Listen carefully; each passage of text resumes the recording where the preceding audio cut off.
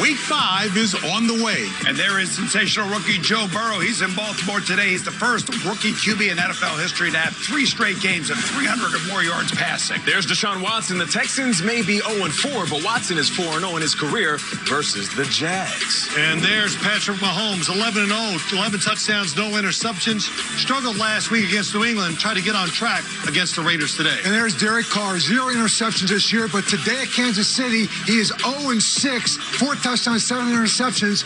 Can he break that trend today?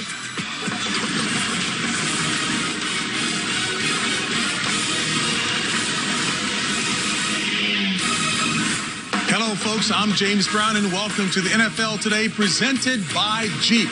Well, the first quarter of the season is in the books, and quarter number 2 looks to be just as eventful as we kick off Week 5. But first, the Titans and the Patriots returned to their facilities on Saturday, but were shut down again today after new positive tests.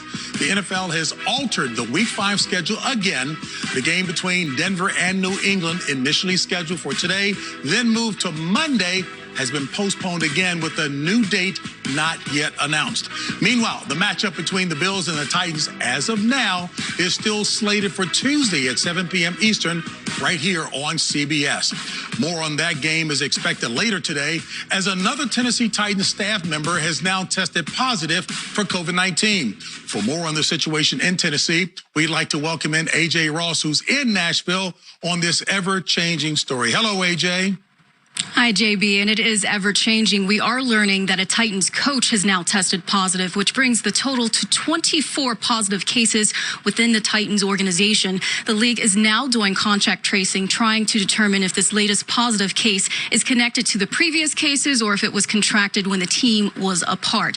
We also reached out to both teams this morning for comment, but they're waiting on directives from the league before they say anything publicly, rather. But mind you, the team just got back together for the first time since their last game versus the Vikings on September 27th. Coach Mike Vrabel says the team has been very focused. They've been putting team first, and they were really excited to play. Mind you, Bills coach Sean McDermott has admitted that all these changes and uncertainty has certainly led to a balancing act of sorts and some compartmentalizing. Something he's been emphasizing to his team is control what you can control, and that's certainly a message we can all take to heart as we wait for word from the league today.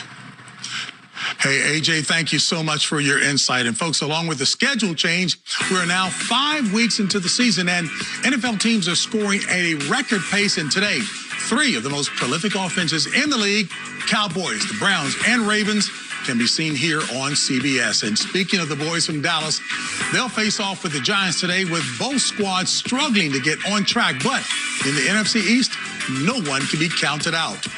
Raiders-Chiefs week is always a good time, and this year, the new residents of Las Vegas are looking to hand Patrick Mahomes, that'll be a pretty tall task, their first loss of the season. That's he and the company.